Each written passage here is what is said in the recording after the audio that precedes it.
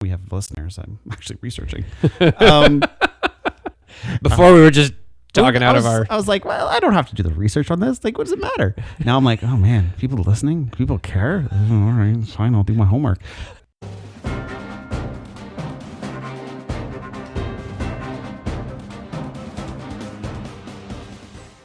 Welcome back to Poutine Politics, Canadian issues served with cheese curds. My name's Adam. My name's Mike. And it is number 3 in a possible 4-episode series on the 2019 federal election platforms. I say possibly 4 because we still don't know whether we're going to have a conservative one in time. But that's promises made, promises kept for conservatives. Yes.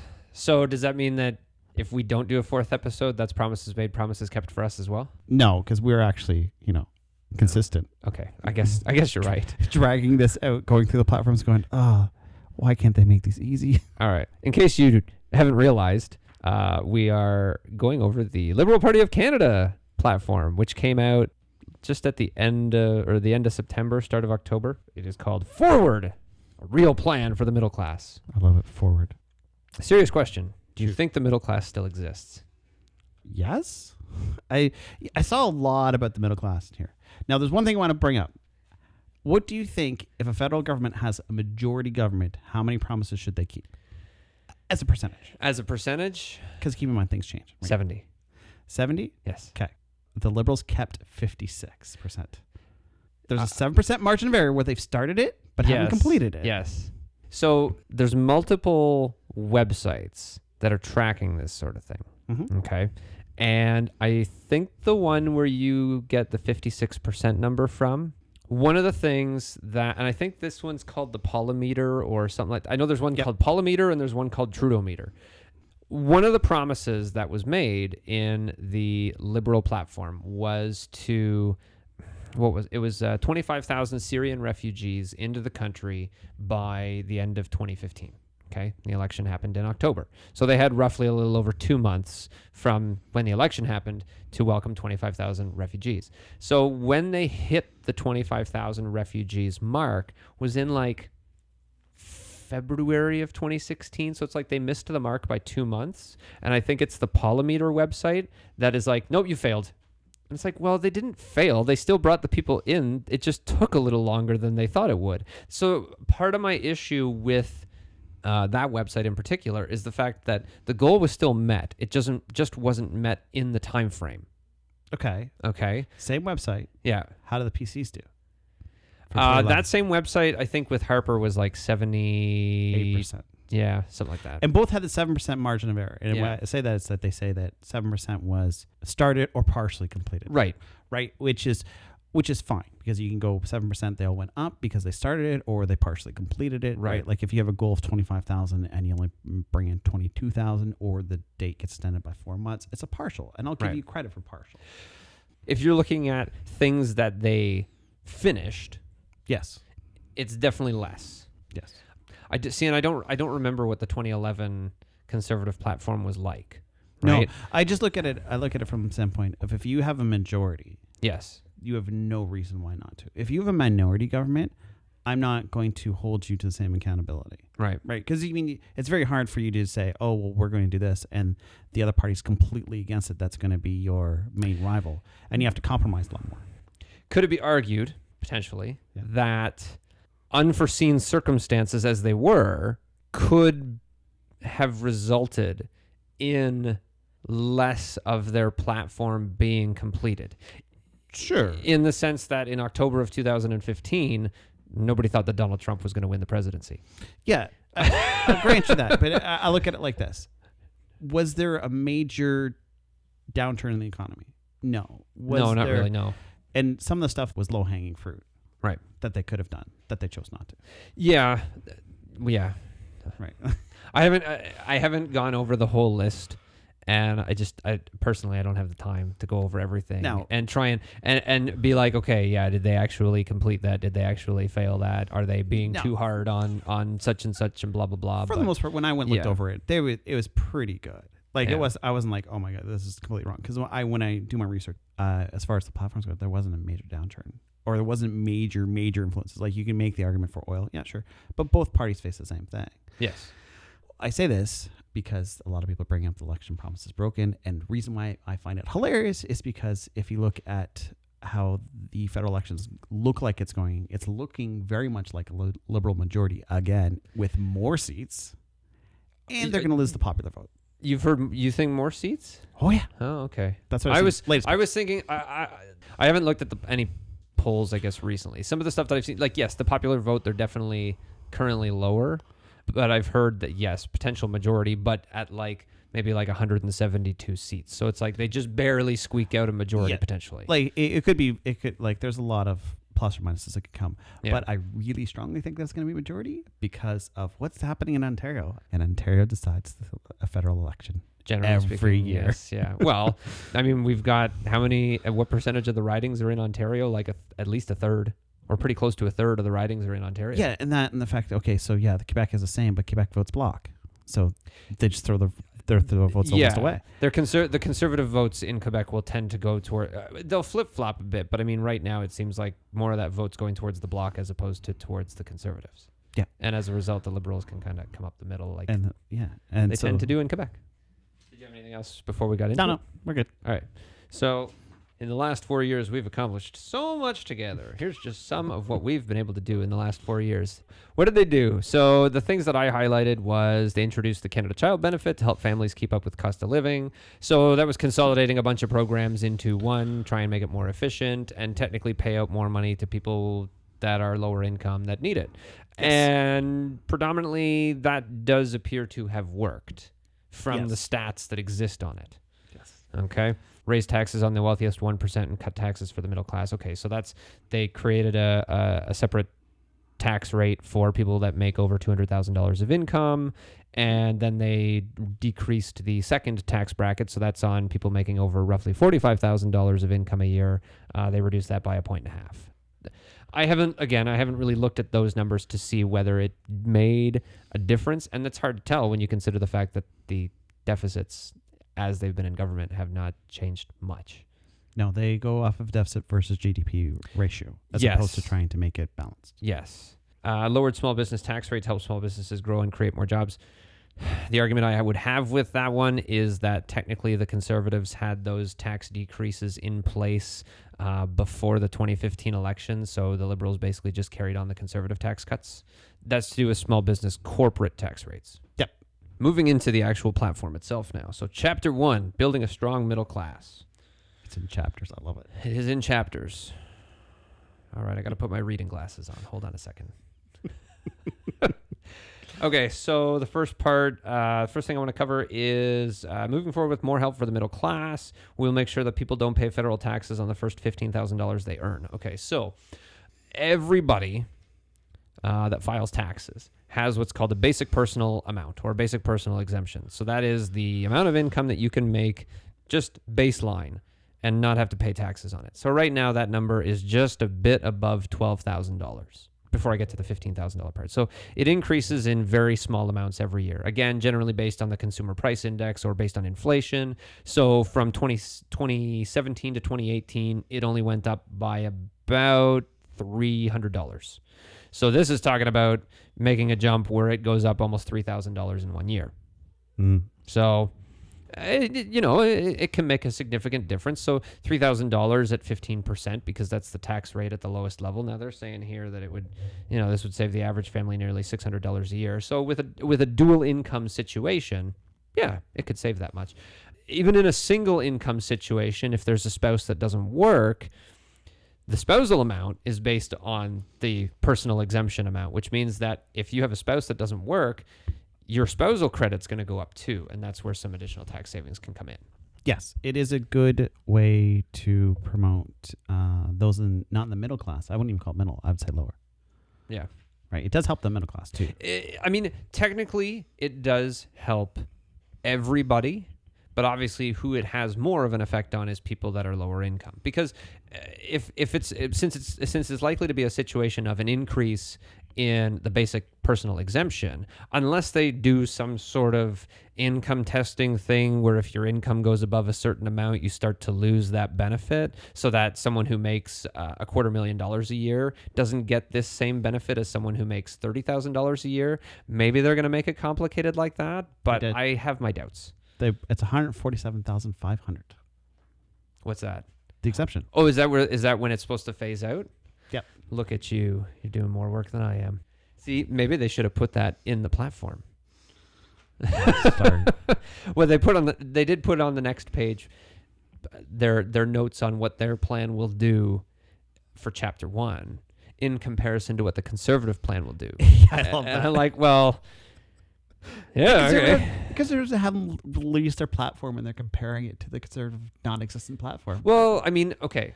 I could argue that we could still technically do an episode on a Conservative quote-unquote platform is because there's been a lot of policy updates and releases and stuff like that. They just haven't put it into a concise document. Yes. So who knows? Because I want to chase all that down. Moving forward with the first-time homebuyer incentive, which will give people up to 10% off the purchase price of their first home, which is interesting because when this program was introduced, they were only talking about 5%. So now they're talking about 10%, that the government would pitch in 10%. And they're also saying that they would increase the qualifying value on a property to nearly $800,000 in places where houses cost more, like Toronto, Vancouver, and Victoria. So making it worse. Great. So, yeah. Good job. So if you're buying a house in the near future and you're a first-time homebuyer, for everyone else, it's a terrible idea. Yes, terrible idea. Anyways, make sure families get more money right away by making maternity and parental benefits tax-free. Okay, so here's one that I want to compare against what the Conservative policy release is on maternity benefits. In this situation, the Liberals are saying, the money that you get from EI for maternity, you're not going to pay any taxes on that. That's your money. Here you go. Either you don't report it on your taxes at all, or if you do, there'll be some sort of offsetting deduction to remove it from your income. So you're not going to get taxed on it. So what the Conservative policy release on this is essentially introducing a new non-refundable. No, is it a refundable tax credit? Either way, it's a tax credit instead. But it's a tax credit instead of just saying, here's the money. It's making it simpler, and removing red tape is always the easiest solution. And I believe the Liberal platform is the easier solution, which kind of makes me cringe saying it that way. Why? Why does it make you cringe? Because if you're right wing, you should be eliminating red tape. It just hurts my brain. Yes, fair enough. Well, let's get a tax credit rather than giving the discount. Just make the discount. Well, they make it a tax credit because they don't want to give it to everybody. Yeah. Yeah, I know. Why? They don't want to give it to everybody. When I look at the childcare, I have to say the Liberals did a very, very good job. Okay, increasing Canada student grants for students going to school, giving students 2 years after graduations to get started on before they have to start paying back their student loans. So a two-year interest free period, whereas right now federally it's 6 months, and right now in Ontario it's 0. Anything to help out students, considering the amount that they have to pay is going up and up and up in relative comparison, not just because it's going up with inflation, is a good thing. It'd be better if it was eliminated, in my opinion. But I'll take any benefit that I can get. Yeah. Change the rules so that graduates won't have to start repaying loans until they make at least $35,000. And if their income falls below that level, their payments are put on hold. Again, a good thing, because sometimes you get out of a field and you simply don't make enough money right away. It takes you a while to start making money. Yep. Like not everyone becomes a doctor. Some, like if you're working as a reporter or something like that, it can take some time. Or the field that you studied in, there's just nothing there for you at the time, so you have to get something else. So it's always good. I'm skipping past the cell phone bills part. Do you want to talk about the cell phone bills part? They're going to lower it by 25%. Good luck. Okay, let's figure that out. Yeah. Just like the Conservatives did it. They go, we lowered price. You didn't do anything. Shut up. Helping working Canadians get ahead. Help workers transition to a new job. We will move forward with a career insurance benefit. This benefit will be available to people who have worked continuously for the same employer for 5 or more years and are laid off when the business closes. So potentially they give workers an additional roughly $16,000 while they try and either get retraining or try and find other work. So it's a little extra something. Yes, it's not. It's a good thing. It's a good thing. It's not a great thing, but it's a good thing. Better support for the mental health of workers. Include mental health as a specific element of occupational health and safety. That would be good. In my line of work, I see a lot of people get stressed out and have those kinds of mental health issues that need that kind of support, that kind of support is not necessarily available. No, and it's something that's frowned upon by certain things. Why Bell's Lots Talk Day, it's actually a good thing. It's very good for that whole environment of talking about anxiety and stress and things like that. That I know growing up, I just, you heard about people going on stress leaves, but you thought they had like mental breakdowns and things like that. Yeah, and it's not even. It can take a long time for someone to get to that point, but there's a lot of issues that they're going through even before they get to, a potential breakdown that people need support for. Extending EI sickness benefits from 15 to 26 weeks seems reasonable. Yep. Someone going through like cancer treatment or something like that, it's probably going to be longer than 15 weeks. Red Seal Trades, creating the Canadian Apprenticeship Service. So it's like a partnership between provinces, territories, businesses, and the federal government to ensure that when someone goes through to get their apprentice or for their apprenticeship and to get their ticket, that when they get their ticket, there's jobs available for them. When they're going through their apprenticeship, that there will be placements available for them, and it's basically providing financial incentive for employers to hire apprentices. Yeah, and the reason why you want apprenticeships is that if you're going into fields that are trades fields, which is a sector that needs more people into, you want to give those people as much incentive as possible. Yep. National Pharmacare. I'm not going to get into the Pharmacare one again. This would be the third time that we talked about it. All three, NDP, Green Party, and Liberal, their Pharmacare ambitions and aspirations are relatively the same. Yeah. The NDP's one is probably more aggressive in the sense that they want to implement it sooner rather than later. The Liberal one is probably the least aggressive because that's basically all they mention is that, we're working towards national pharmacare. Stay tuned. That's all I got on that. Old age security, increase old age security by 10% for seniors when they turn 75. I'm okay with that. That's good. So people are living longer. And when it was originally designed, it wasn't designed for 75-year-olds. It was designed for the population that was going to be dead by 75. It's a feel-good story. Yes. Investing in good middle-class jobs. Chapter 2. Yep. Chapter 2. It's so all over the place. Okay. More help for entrepreneurs. Create the Canada Entrepreneur Account, administered through Business Development Bank, to provide up to 2,000 entrepreneurs with as much as $50,000 to launch their new businesses. So it doesn't really explain whether it's loans or grants in this situation. I think it must be grants. And there's nothing about how they're going to do it. Right. Exactly. Great. Here's the money. Awesome. Let's do this. No paperwork. Here's your money. Here's your money. Cut the corporate tax paid in half by companies that develop and manufacture zero emissions technology. It's a good incentive for green commerce. Yes. That section was called Helping Canada's Entrepreneurs Succeed and Grow. So, I guess it's tied into the fact that it is small business owners or business owners in general, but it's like it's an environmental thing that's just thrown in the middle of the middle class section of the platform. Middle class section, not economy, not climate, or not green. Let's throw it in that one. Yeah. All right. I had to highlight this one because this one's like that is the dig at especially at Ford and at Pallister. So Manitoba and Ontario, because they've essentially both said that they're not going to accept, or they're holding off on accepting money from the federal government from the carbon tax, that the money that's supposed to go into green initiatives for schools and hospitals and things like that. Okay, so I read this and I'm like, this is why this is in there. It's perfect. I have to read it word for word because that's how perfect it felt to me. To make sure that the infrastructure that people and communities need is built, we will require that all provinces and territories identify and approve all of their long-term infrastructure priorities within the next 2 years. Funds that aren't designated for specific projects by the end of 2021 will be reinvested directly in communities through a top-up of the federal gas tax fund. Yeah. I read so bypass the provincial governments that aren't playing ball and give the money right to the municipalities. I love it. Yes.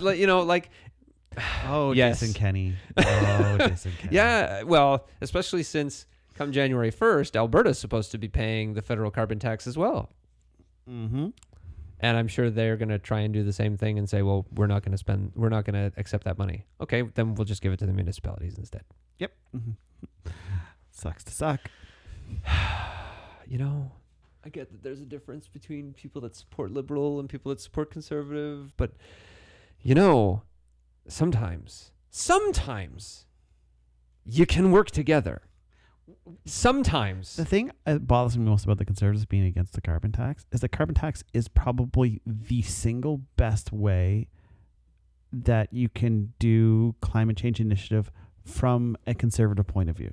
It's and let me make sure we're clear on this. Andrew Scheer is introducing his own carbon tax. He's just not calling it a carbon tax. So what are you doing?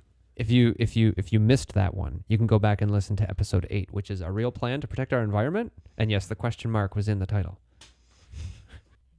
Supporting more trade at home and around the world. So this section talks about trying to break trade barriers between the provinces, because they exist. So trying to broker even trying to broker free trade between provinces within Canada. But then also one part they do put in here, as the only G7 country with free trade agreements with all other G7 nations. All right, good for us. Good job.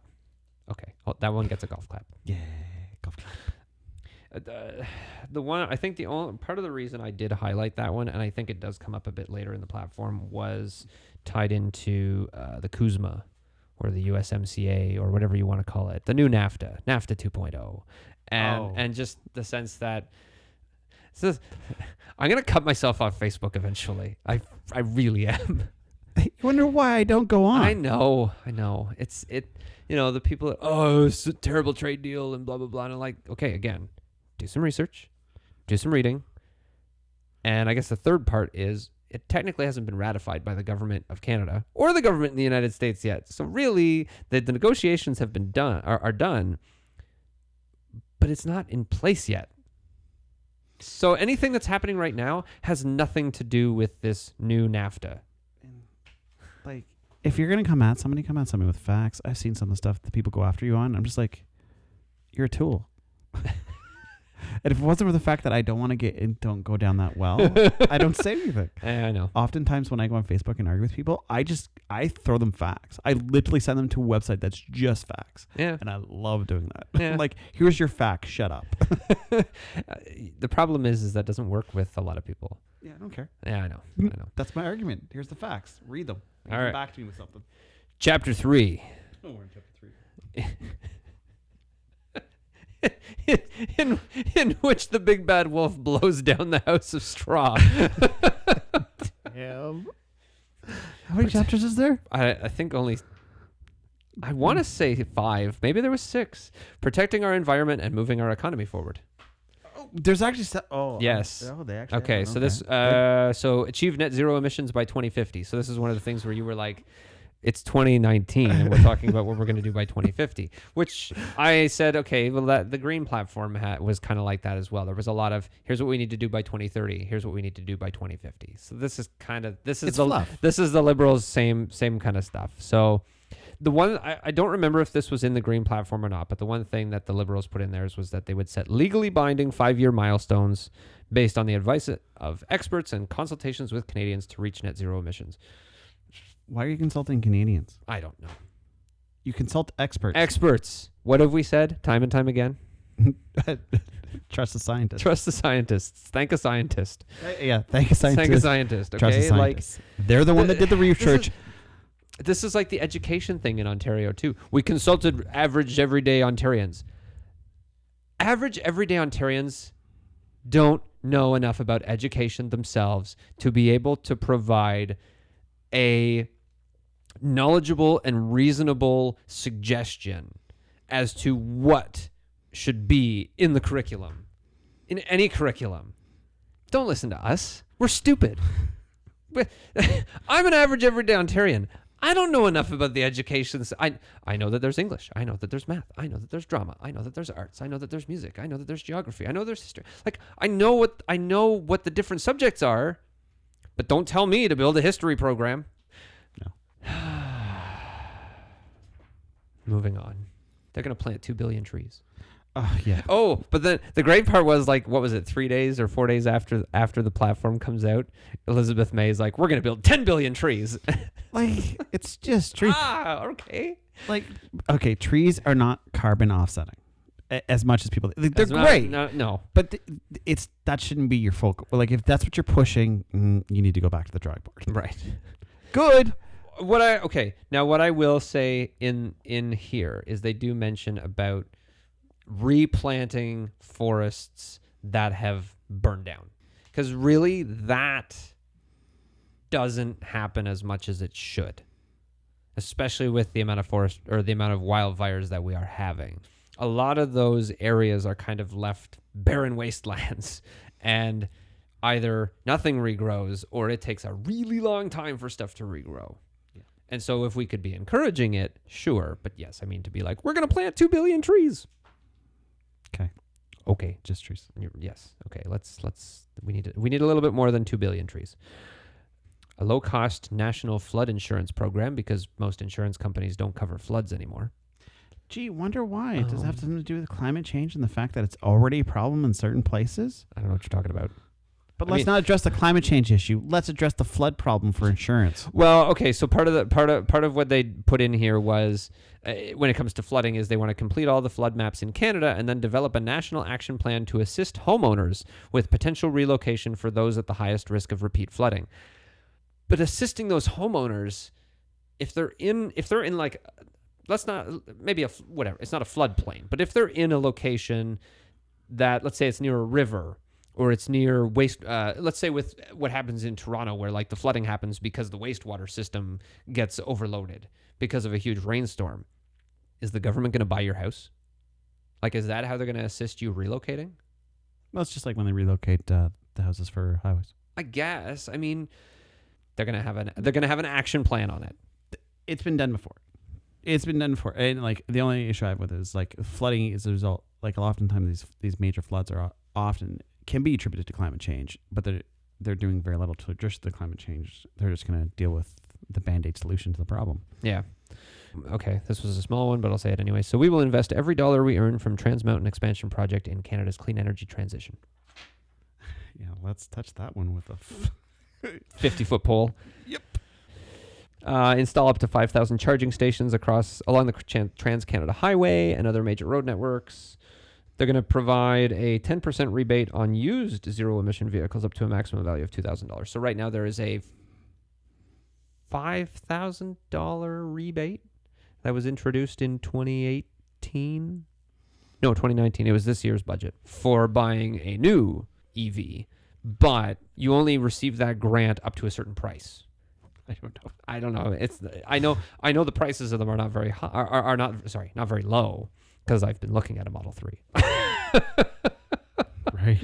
Not that I'm buying one anytime soon, but I like to look. So do I. Protecting Canada's natural legacy. Ah, yes.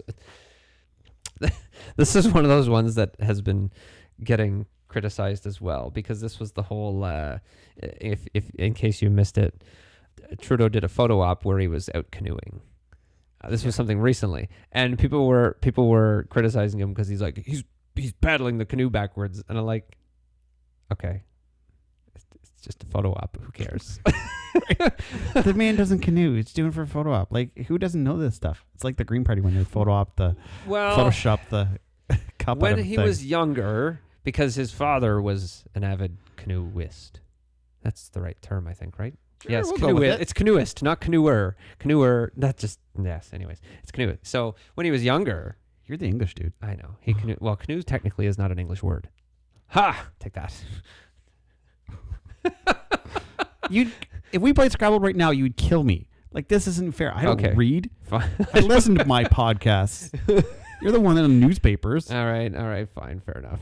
So it was expanding the Learn to Camp program, which I didn't even know existed. It shows how much I pay attention to the government.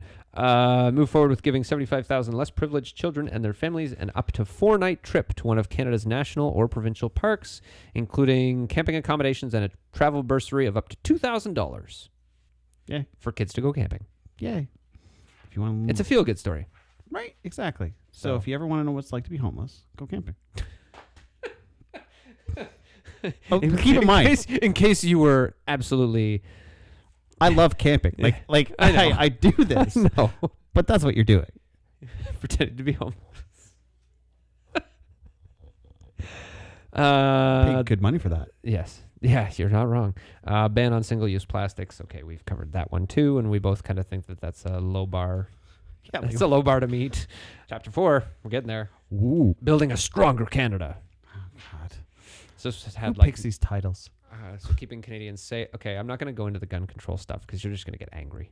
No, I'm not. No. No, were you okay No. with this one? Okay, so they're banning AR-15s. What a waste of time. Yeah. But like just a waste Okay. of time. But they're actually investing in prevention. Oh, okay. So I did highlight some of that stuff, and I was like, I didn't know if I wanted to go. Yeah. So- So they're investing some of stuff, which is good. Buyback program. Yeah, like that's all good. Yeah. So no, like the banning assault rifles, you're just punishing legal gun owners for something like you're just taking away their value of their guns. Good luck with that. And investing in gun prevention. That's the part that I like. Yeah. And they're going to do that, which is good because that's what the policy said that they should do, and they're finally doing that. That's Right. great. Yeah, like providing more funding to the CBSA and to the RCMP, require everyone importing ammunition to show valid firearms license. Again, a good thing. Okay, I highlighted this one because of our episode on Bill C-71. So, because the whole, like lifetime registration essentially of when people buy weapons. So it's protecting the rights of hunters and farmers by not bringing back the long gun registry. So again, I guess for people that already own guns, there isn't going to be a registry for those people. But the fact that Bill C-71 says, all those stores that sell guns to people, they need to keep these records now for lifetime, which is basically a long gun registry without being called the long gun registry. Yes. So, I mean, take that for what it is. Temporarily suspend firearms licenses for people who are suspected of posing a danger to themselves or others, including their partners or kids. They already do that. I don't know why it's in there. Okay, well, I guess it's in there because maybe people don't realize that it already happens. Yeah, like That's what I would say. Yeah, it's not specific, but it is something that they already do. Yep. Provide free legal aid to survivors of sexual assault and intimate partner violence. Again, yes. Yeah. Requiring that all judges in Canada undertake mandatory training on sexual assault law. Again, Yes. Do you have anything else under the gun control or anything like that you want to cover? Okay. what is it? Do they talk about the Coast Guard in there? About the which? The Coast Guard? Guard? Because I don't know where the stuff comes up because I didn't read the platform from the pages. I don't remember seeing anything about the Coast Guard on here. They're reintroducing the Coast Guard, and shockingly, they're going to use Vancouver and Halifax as their shipyards. Why are they going to use Halifax? Irving. Does that have anything to do with politics coming out recently? Carry on. No. No. Cough. I don't know what you're Mark. talking about. Cough. Norman. Shh. What do we got? First responders. Memorial Grant Program for First Responders, which provides lump sum tax-free payment up to $300,000 to family members of first responders who have died as a result of their duties. So that was something that was already in place, and they're going to expand it to include correctional workers by the end of 2020. Good. Sounds good to me. The digital charter, being able to withdraw, remove, and erase basic personal data from a platform like Facebook or Twitter or whatever, where your information is potentially being used for advertising purposes. Know how personal data is being used, including knowing who has access to it and creating some sort of registry so that you'd be able to see who has your information. It's similar to what happened with, if you remember, there was a big problem with air miles and things like that. Not actually in Canada, but in Europe. They had a big problem with that when it first came out, and they wanted to make sure that the same pitfalls that the Europeans fell, we didn't fall into. So it's a similar idea. So there is a blueprint out there that they could follow, and hopefully it's followed well, I'll say. I don't see anything wrong with what they're trying to do. I think it's very good. Okay. Good stuff. Supporting veterans and their families. So mental health support is in there. Give veterans up to $3,000 in free counseling services before a disability claim is required. So that's for disability benefits. Move forward with automatic approval for most common disability applications, including depression, PTSD, and arthritis, among others. Support for families, move forward with a national employment and training support service for veterans. So again, just trying to get veterans back or giving them assistance to get back into the workforce. And then for homeless veterans, move forward with building new purpose-built, accessible, and affordable housing units. We will support this work with an additional investment of $15 million a year. $15 million doesn't sound like a lot. There's not a lot of veterans. We don't have this massive firearm. Yeah, it's not like the American military. No. For sure. The veterans, I mean, I get that there's only so much that you can talk about when it comes to veterans, but it's a very small section when you consider how negatively a lot of people have viewed the Liberals' stance on veterans, even though they've done a fair bit to try and reverse the changes that happened during the Conservative government from 2011 to 2015. Yeah, the Conservatives did a lot to really harm the veterans. The Liberals have taken baby steps, we'll say. Yeah, which is still better than nothing. Yes. The problem I see, especially from the diehard Conservative supporters online, is they always like to quote that one line from it was from a town hall that Trudeau did in Edmonton, I think in 2016, where he was asked a question by a veteran, and it's that line where he said veterans are asking too much. It was the wrong thing to say. I won't deny that. But the problem is that it's been cut into this like 10-second soundbite, and groups like Ontario Proud and Canada Proud and such are using that, and it's like, that's how he feels about veterans. Meanwhile, you can actually go on YouTube, find the entire 10-minute... You can watch that whole town hall on YouTube, but you can find the 10-minute segment that has to do not only with this individual asking his question and Trudeau giving him a full answer, not necessarily the most satisfactory answer, because it's an answer that a politician gives, but he doesn't avoid the question entirely, but he doesn't answer the question entirely. But that small little part of our veterans are asking too much was like 2 seconds of a 7-minute answer. And that's what people focus on. Yeah, and it wasn't a politically correct answer. It was a more truthful answer, which is, I don't have a problem with the politician to be truthful. I'd rather have a politician tell me something that's bad truthfully than trying to make it sound better. Yeah. Right? Like, I'd rather be told, like, if he says that, okay, at least I know where he stands. Yeah. Right? Like, what does Singh think about veterans? I have no idea. No idea. Because he hasn't really... well, now, mind you, he's not exactly getting the same media coverage.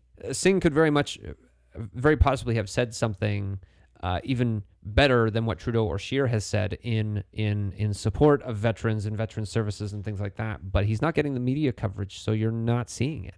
Working with provinces and territories to make sure sexual and reproductive health medications are covered under national pharmacare. Okay, so there's the pharmacare thing again. I mean, they should be. Yeah. If there's going to be a pharmacare system, they should be. Yeah, it's pretty simple. Funding for LGBTQ groups, so providing an investment of $10 million a year for LGBTQ organizations, a pan-Canadian 24/7 mental health crisis hotline. Mm-hmm. Amend the criminal code to ban the practice of conversion therapy. Again, that's a good thing. Very good thing. And the discriminatory blood donation ban. So since 2015, so I guess earlier than that, gay men have not been able to donate blood if they have had sex with other men. Since 2015, the ban has been reduced from lifetime down to 3 months. And so they want to basically go further and say, okay, we're just going to completely eliminate that ban. It's like, hey, you had sex with a guy yesterday? You can give blood today. They've already said they're going to do it. Yes. So that was in their 2015 platform. Yeah, I know. It's not. Well, I think they're just saying that they're going to finish what they started because they got it down to 3 months from lifetime. But it is such a small thing that they should have got done. You're not wrong in that sense. Low-hanging fruit. Just why would you waste the time getting into 3 months? Just do a complete erase. I'm gonna guess I would say there's got to be more to it than that, in the sense that the reason it got to where it is maybe because maybe we should blame the scientists on this one. It's such low-hanging fruit. Like, this is easy. But maybe this was the recommendation they were given. It's like, look, you can't just say everybody's fine. You got to do some sort of walk down. I don't know. Like, Whatever. No, I not this one. agree in the sense that it's low hanging fruit, and it should have just been like, hey, you know that lifetime ban? Boom, we're just getting rid of it. It's over. It's done. That one But was easy. I don't That know. one should have been done. Improve equality in Canada's job market. Man, I feel like we've been talking about that for like 20 years. Good luck. I mean, yes, but How? more progress. And yes, exactly. And how's the government going to do that? Really? Are you going to are you going to say if you're a business that has more than 20 employees, you have to be like 50-50? Yeah, like good luck. Good luck. You can't legislate that. Yeah, okay. Anyways, arts and culture requires CBC Radio Canada to open its digital platforms so that journalism startups, because there's a lot of those, and community newspapers can access affordable technology to develop and distribute local content. Good. We're paying for it. Why shouldn't it be open? Mm-hmm. Simple as that. Protecting and promoting official languages. I think the only thing I highlighted on that one was about appointing only bilingual judges to the Supreme Court. I think that makes sense. I mean, they're in government. They probably should be able to speak both official languages. Especially if you're in the Supreme Court and have to deal with all issues from Canada. Yes. Okay. And then this was another dig at PC government in Ontario. And to help the more than 600,000 francophones in Ontario better access post-secondary education, we will move forward with the province to help establish the Université de l'Ontario Français. Awesome. One of those things that the Ford government was going to cut, and they lost an MPP over it. Their MPP, their only French-speaking MPP, in a riding that would have had huge benefits of a Franco-Ontarian university. Yeah, let's cut the funding. I'm glad that person stepped down too, because it was, you did the right thing for your local riding, which doesn't always happen. Exactly. Standing up for your constituents, or even more than her constituents, really. Standing up for all of the French people in Ontario, especially the ones that potentially feel more comfortable sending their kids or they themselves going to a French university. There's a French college. There's Collège Boréal in Sudbury, but there is not a French university. Strengthening parliament and public institutions. What was the one on here? Oh, yeah. Eliminating the use of whip and party lists to give the speaker greater freedom and calling on members who wish to speak. I like that, too, because it kind of just potentially opens up Parliament a little bit more, maybe for MPs to actually support their constituents instead of, I've got to toe the party line all the time. I hate the party line. Yes. and then there's the maybe we made a mistake portion of the platform. The roles of the Minister of Justice and Attorney General. Oh, yeah. We will implement the recommendations of the McClellan Review.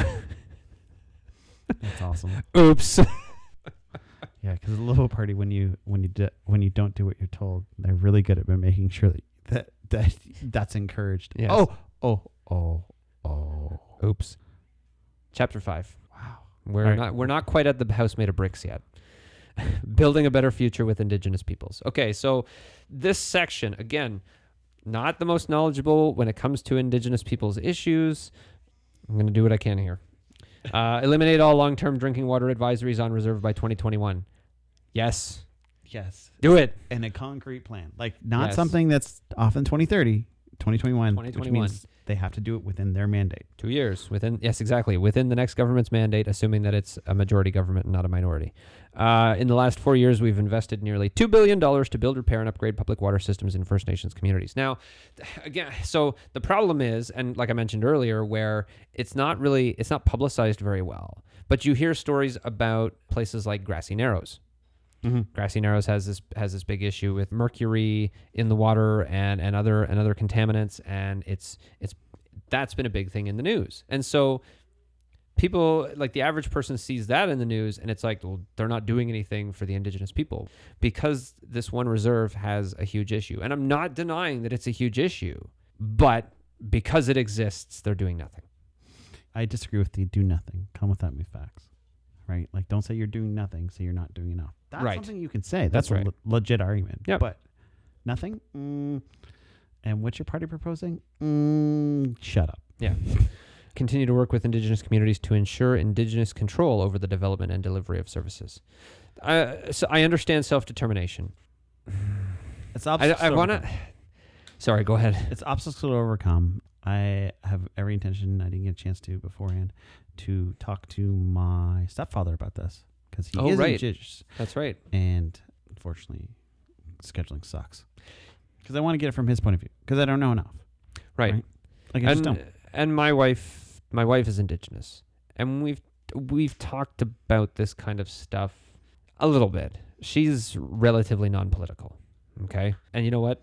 Kudos to her. Right. She still votes, but she doesn't, keep up with it like I do, and that's okay.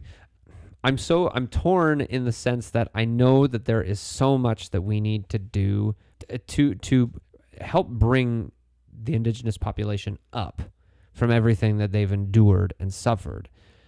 But at the same time, I feel like there is a small amount. There are a group, and not like a specific like a tribe or something like that, but there are a group of people within the Canadian Indigenous community as a whole that I feel takes advantage of their position. And I understand, like you just said, about the government not doing enough. I understand when they argue that the government is not doing enough, because they probably aren't, or they most definitely aren't yet doing enough. I feel like there are people within the Indigenous community themselves, whether it's elders, whether it's council members or anything like that, that are potentially causing issues that the people are not seeing, and they continue to blame it on the government. So I always look at it like this. They're always going to have people that take advantage of things. You're always going to have corruption and whatever you want to call it. However, there are certain things that the UN has recommended, like UNDRIP, which the Liberal Party is planning to put into place, which is good. Yes. Yes, absolutely. And I agree. Makes sense. Totally. 100%. Those are the things that when I would say they're not doing enough, that's where I'm coming from. Okay. When I hear people say about boil water advisories and things like that, it's a work in progress. It's going to take a lot of time, especially with like mercury and things like that. That's not easy to remove. No. Because it's seeping in. So it's going to take some time. So you have to look at it from the standpoint, are they doing enough? It depends on your perspective. It's the major big things that it looks like they're trying to do in the Liberal government that I like. Yep. Okay. Let me see here. Critical infrastructure needs. Housing, definitely a big issue when you consider the fact that there's still people, especially in northern communities, that are living in like tents or houses that have like tarps for walls and stuff like that, and they're living in those kinds of conditions even through the winter. So yeah, there's a lot of critical infrastructure needs for sure. Implement the act respecting First Nation, Inuit, and Métis children. So yeah, this was I feel like I knew this, but even still to read the number was kind of shocking. So Indigenous children make up less than 8% of all children in the country, but account for more than half of all children in foster care in private homes. Yep. Supporting strong Indigenous economies, make sure Indigenous communities directly benefit from major resource projects. Well, if we're going to run pipelines through their territories, maybe they should get some benefit. Or things like the Ring of Fire, which is still up in the air as to whether we're going to tap into those natural resources or not. Yeah, you know what? Maybe they should benefit from the fact that we're taking natural resources out of their ancestral homelands. Yep. There's really no argument about that at all. Except for the West Edmonton Mall. Hey, they got a roller coaster out of it. Transition away from the Indian Act. Yeah, okay. So that was the path forward. We can continue to support Indigenous-led processes for rebuilding and reconstituting their nations, advancing self-determination, and for First Nations, the transition away from the Indian Act needs to be done. Needs to be done. Indian Act needs to go. And then the next 6 pages. So 2 pages on supporting First Nations priorities, supporting Inuit priorities, and then supporting Métis Nation priorities. They are literally just copies of each other, except where one page talks about First Nations, the next page is like, oh, right, it's the Inuit on this page. And then the next page is like, oh, right, it's the Métis Nation. But otherwise, the points that they go over in these pages are all the same and are basically similar points to what I've already covered. So I'm going to skip past those and get to Chapter 6. So securing Canada's place in the world. We're almost there. Wow. We're almost there. I didn't think it was going to take this long. I knew it was going to take this long. Yeah. So renew Canada's commitment to peacekeeping efforts. Help others prepare for climate-related disasters. Okay. Yeah. Okay. Expanding Canada's role in multilateral organizations like NATO and the United Nations. I feel like that's in there just because of, Trump rhetoric. Oh, for sure.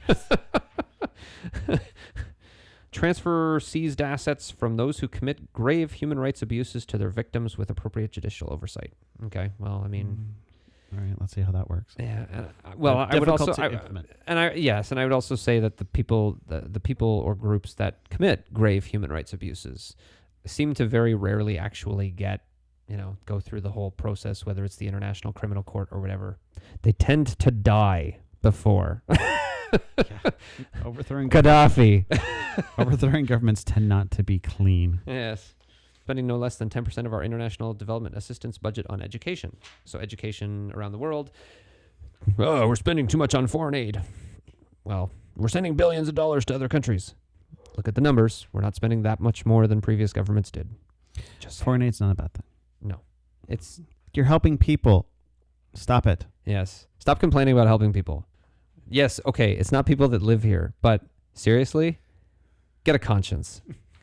To make sure communities of all sizes are better able to attract and support new Canadians, move forward with a municipal nominee program. So the argument here is that too many of the immigrants coming into the country are settling into their communities within larger cities, and this is trying to entice immigrants to move to more rural locations or potential northern locations because those people are hurting for jobs. For the jobs that we are trying to immigrate. Like when we're talking about immigration, we're trying to bring in skilled workers, educated people, rather than bringing in, not just bringing in the random Joes. Yes. Chapter 7. This, I think, was the last chapter. Ooh. A responsible fiscal plan. Oh, boy. Okay, here we go. Canada now has the best balance sheet. Okay, with an economy that is strong and growing and with steadily declining debt relative to the size of our economy, so that's the debt to GDP ratio, Canada now has the best balance sheet in the G7. People don't seem to realize that because all they care about is the deficit's too big. People don't even understand what the deficit means. I know. That's very true. It's very true. Let's just start there. So the current net debt to GDP ratio is 30.9%. So basically, our debt in comparison to the size of the economy, for lack of a better term, is 30.9%. So that's pretty low, considering there are countries that are quite a bit higher than that. So our net debt to GDP ratio is less than half of the EU average and less than a third of where the United States is right now. Less than a third, considering the fact that ours is at 30.9. So 1/3 of 100% is 33.3. So if we're less than a third of where the United States is right now, that means that the United States is either very close to or over 100% debt to GDP ratio. Our new fiscal track recognizes the challenging economic realities we face. It recognizes that what the PBO, Parliamentary Budget Officer, has affirmed that current government spending is sustainable over the long term. Okay. Then the numbers come in. So we start seeing what the projections on the deficit is. Yeah, deficits aren't necessarily bad. You would rather see in economic growth a lower deficit, though. Well, yes. Because that's the time to run a low deficit. The time to run a deficit is when you have economic recession. Yes. Not growth. Like what happened in 2008 and 2009 when we showed deficits that were like around 50 billion. Yeah. But under the circumstances, with the way the economy was, that's why we did. That's what you need to do. Okay, and then they get into how is the government going to make more money? Modernize anti-avoidance rules, which is so the anti-avoidance rules is kind of where we talked about where large corporations, especially if they're multinationals, can move their profits around to other countries and pay less taxes. So try and avoid that. We'll see what happens. Governments have been talking about that for a while, especially as it has become more prevalent. 10% tax on luxury cars, boats, and personal aircrafts over $100,000. I guess I'm definitely buying a Model 3. I can't get a Model S if they're going to put this on there. I'm going to pay 10% tax. But it's on luxury items. I don't know. It says over $100,000. I don't think the $100,000 is just on the aircraft. No. It's so if it's not your primary car, if your primary car is what you're claiming, that's not luxury. Well, that's not what the platform says. It says luxury. I mean, You know what? If I decided to roll out with a Rolls Royce as my primary vehicle tomorrow, I'm pretty sure they would want to charge me this 10% tax. I don't know. I got a good feeling that that's what they'd do. Just saying. I'm just saying that there's a loophole that they can expose. I guess.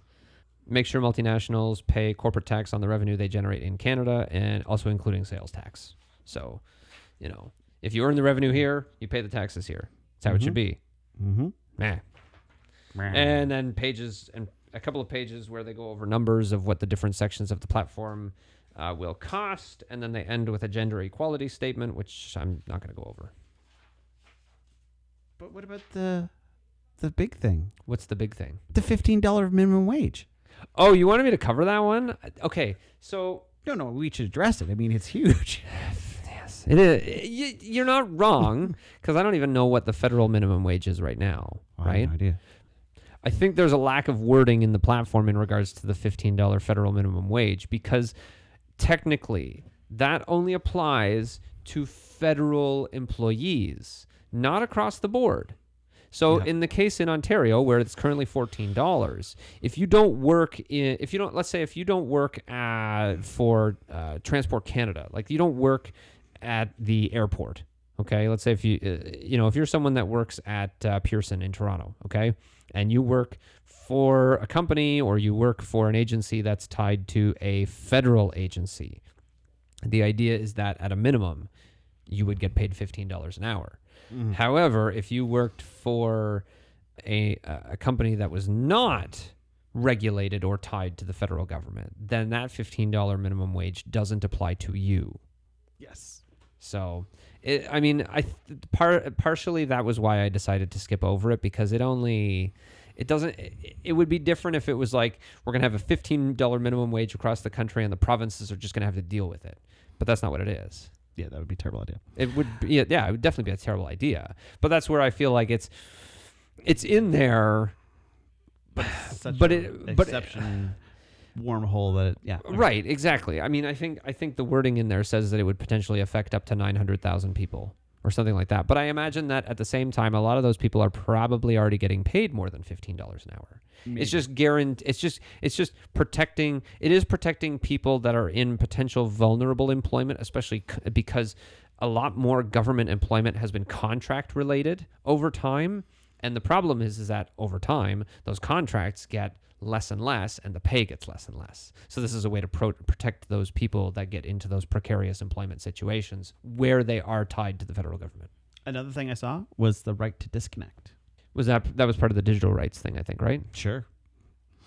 Okay. I don't know where it was. Oh, okay. I didn't read the... So what was the right to disconnect? That is where, if you're not currently working, you don't have to worry about having to monitor your phones or whatever the case may be.